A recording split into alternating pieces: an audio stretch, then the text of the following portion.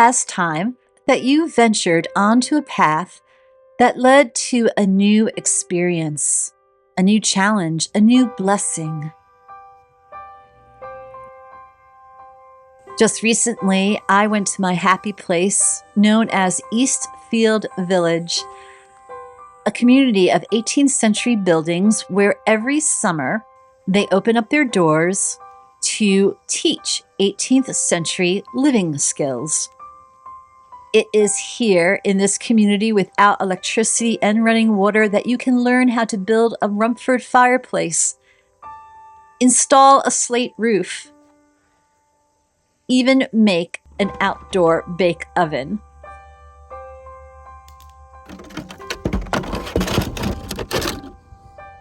I signed up for an 18th century singing school weekend where the topic was shape note singing.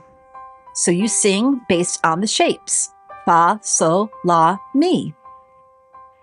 It was a way of singing in the 18th century that started in New England, and it made its way down to the southern states and became quite popular in the 19th century, around the Civil War time.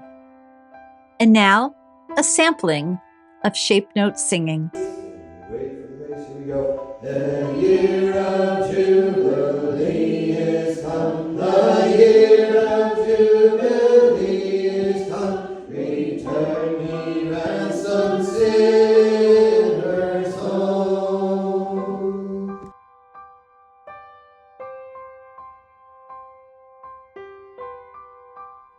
We use the Sacred Harp songbook, but there are other books that have shape note singing. The first shape note songbook ever published was from Albany, New York in 1801, known as the Easy Instructor. It was fascinating to take a look at these yellowed pages. And later on, we all had an opportunity to make our own music, the Manuscript Challenge.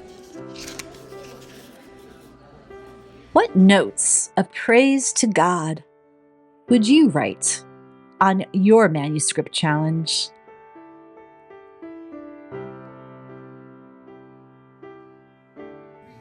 While I'm not a song person at all and I struggle with reading music, this weekend was amazing, and I can't wait to share it with you, the people that I've met and the insights that I gained. But for now, it was wonderful to step back in time. For this, my friends, is where I come to life. Where is it that you come to life?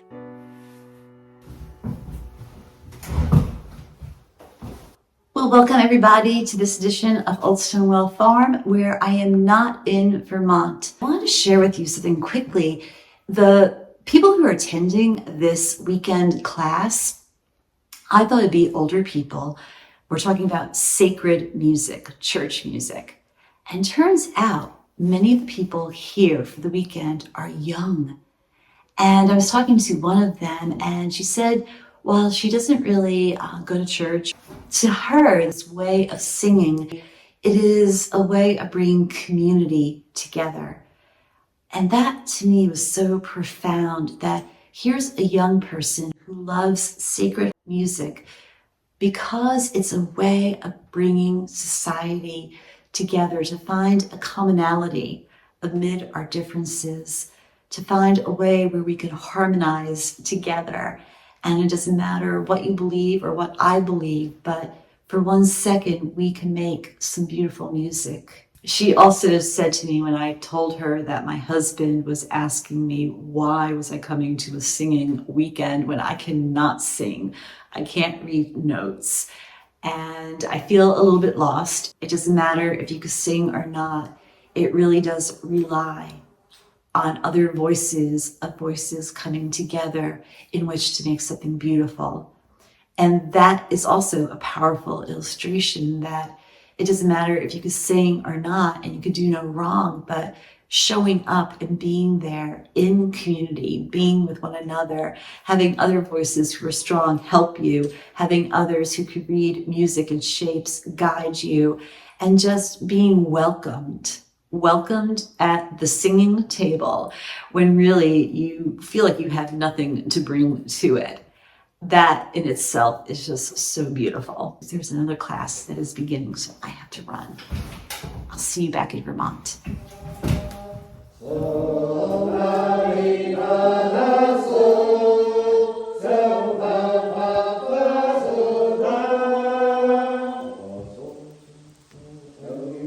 Here we go.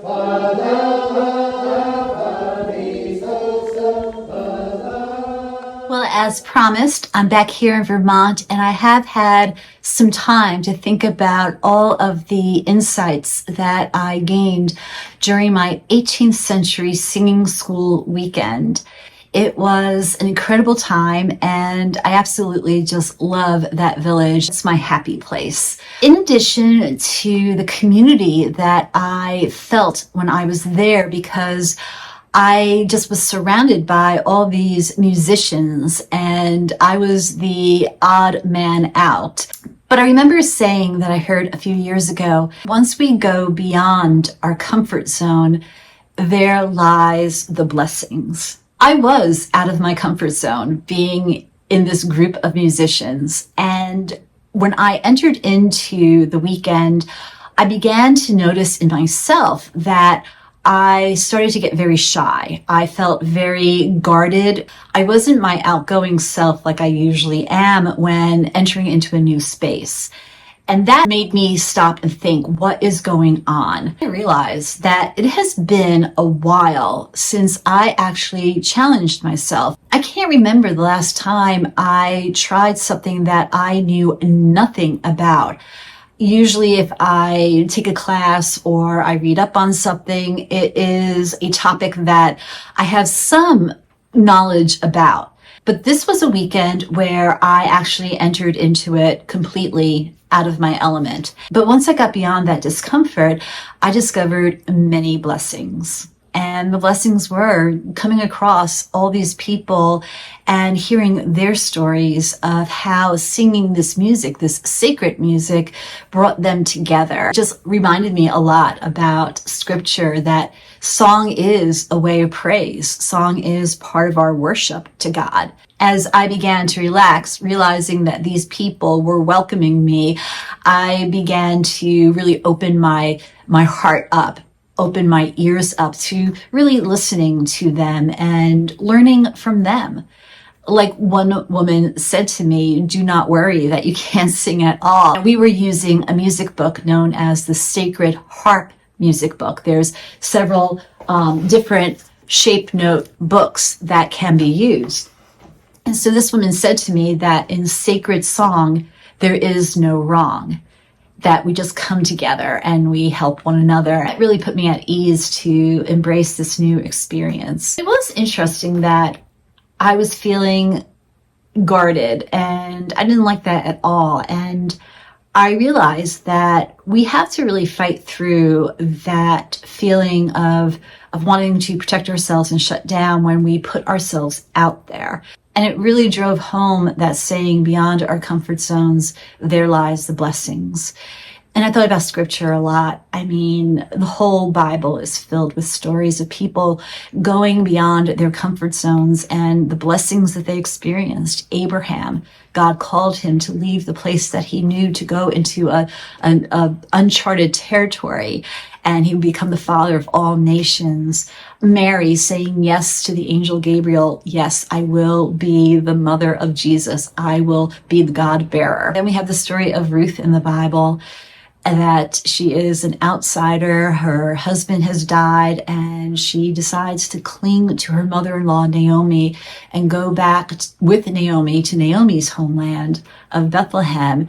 And she just ventures out beyond her comfort zone, going to a place where she knows nothing about, and they're not her people. But she says the most beautiful words to Naomi, that wherever you go, I will go, and your people will be my people, your God will be my God. We take a risk, when we take a chance, when we go beyond what we are comfortable with, many blessings can be found. It was a wonderful weekend with many incredible lessons that were revealed to me, not just music lessons, but lessons of how to be a community together, lessons of how to open myself up to something new, lessons of how to really listen to your heart when you feel like you are trying to protect it and shutting down and becoming shy. Lessons that when you are really in a community that welcomes you, you can really flourish. You can relax and open yourself up and be who you are and not be afraid to try something new. And it doesn't matter if you succeed or fail, you're with a community who is there to applaud you and to clap and to say well done and to encourage you to keep on trying. At the end of the course, one of the instructors read from the diary of a young Moses Cheney, who in 1788, he left his home in Vermont as he was sent to a singing school. And so the instructor read some of his thoughts about what he experienced in this singing school. And he was about 12 years old, and he said, "I was in much fear and trembling when I went down to the singing school. The thought of having my voice to be tried and tested put a lot of fear in me." Moses, I can understand that. And so Moses was in this room of children. He was the youngest one, so he was at the end of the line. And the master, the singing master, would hear their voice to see if they have any talent, if they could stay or not. It says here that Moses watched the master closely. And he took out his paper and he gave it to the child to sing. And I watched as each child sang and each child was critiqued. So Moses watched all these children being tested, their voices being tested. And he felt that fear and the trembling, like, oh no, I'm going to be next.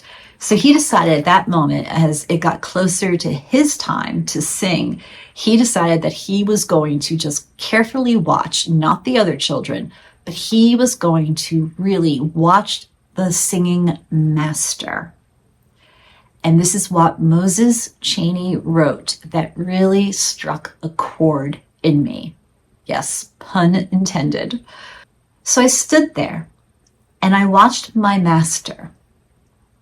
And I knew if I could mimic my master, I knew that I would be all right. So when his turn came, he then remembered how he drew a long breath and I let out the first note.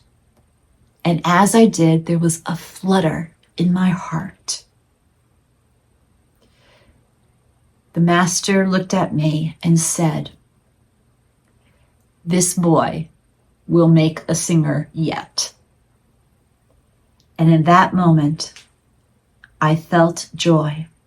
I loved that account of Moses mimicking the master. Now, everybody else was like smiling in the class when they heard this story of Moses Cheney at singing school. But for me, a pastor, when I heard that sentence, mimic my master, I thought of how we all need to mimic the master, Jesus. What if we all followed and mimic exactly what Jesus is doing, what Jesus is saying, how Jesus is loving others? So that was the thought that I had as I walked away from the 18th century singing school weekend, hearing the account of a young boy, Moses, from Vermont, write in his diary, "Mimic my master," and then I can believe I could do everything. My friends, today I leave you with that. I leave you with a song in my heart of joy, knowing that those words apply not just to music, but to everything in life. Mimic our master, Jesus, and everything will be all right. And perhaps when we do mimic our master, we too will feel that flutter in our heart. So this day, I pray that you have a song of joy in your heart. I pray that out of your lips comes a song of praise. Whether you could sing or not, sing that song of praise high to heaven. Show God your love and gratitude. Sing songs of joy, songs of lament. Sing, for it is our way of worship. And then, as you go about your day, mimic your master. I am getting ready once again to return to the 18th century, to Eastfield Village. Yes, I'm taking another course and I'm looking forward to this one. Is a whole week of living off the grid and learning 18th century timber framing. Yes, I'm going to learn how to use the tools of the 18th century in constructing a little building. So I am getting very excited because I want to have a more primitive chicken coop. I want to have a writer's cabin, and I have no idea what I'm doing. So I'm hoping that I will walk away from this class with the skills that I need to create some more 18th century buildings here at Old Stonewell Farm. It is wonderful to be here with you. As always, it is just a joy having you part of this family, and I can't wait to see you again. Until then, many blessings.